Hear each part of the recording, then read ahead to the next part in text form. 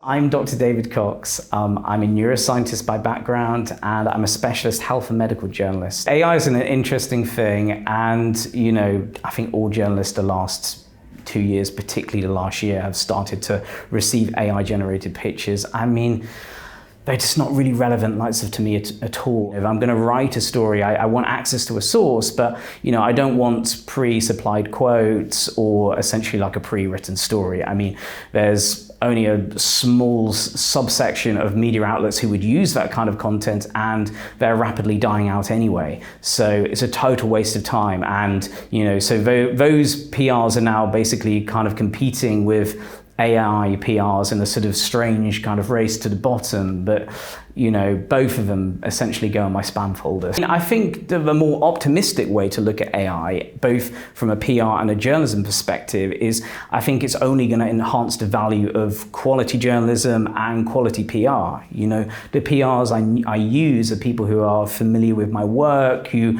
come to me with genuinely interesting story ideas, and we have a bit of a two-way communication on what will be valuable to me. I feel that the whole kind of spray and pray kind of approach of PR has sort of long been dying out anyway, and AI will probably only maybe accentuate its demise. I mean, I think to sort of rise above the AI churn, quality is going to win out, and both from a PR and a journalism perspective, I'm optimistic that it will hopefully push more towards quality on both fronts. In terms of the healthcare stories in the next 12 months, I think some are going to be the ones we're already very familiar with. The GLP-1 story is only going to keep coming because now we've got the new pills, but the interesting thing is still going to be the weight maintenance aspect. What happens when people stop taking GLP-1s, and new innovations in that area are going to be interesting.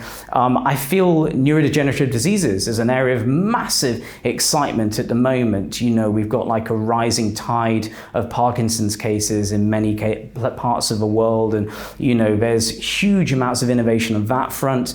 I also think hopefully on the Alzheimer's and dementia front, we've started to see the first breakthroughs in the last 3 years in decades, and there's hundreds of drugs now in clinical trials. So I'm very optimistic that hopefully in the next year, maybe the next 2-3 years, we're going to see more things kind of moving through late stage clinical trials, getting exciting results. And because that's an area which is so hugely of interest to readers, when those do arrive, that will get massive media attention and coverage. I wrote the Age Code, which is basically all diving into the topic of how what we eat affects how well we age.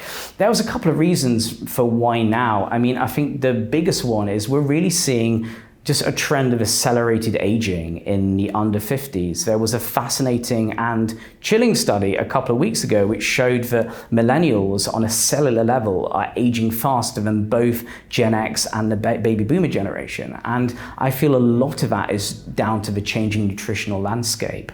We see this in epidemiological studies. We've got this rise in cancers in the under 50s, which no one fully understands, a rise in inflammatory diseases, even a rise in infertility.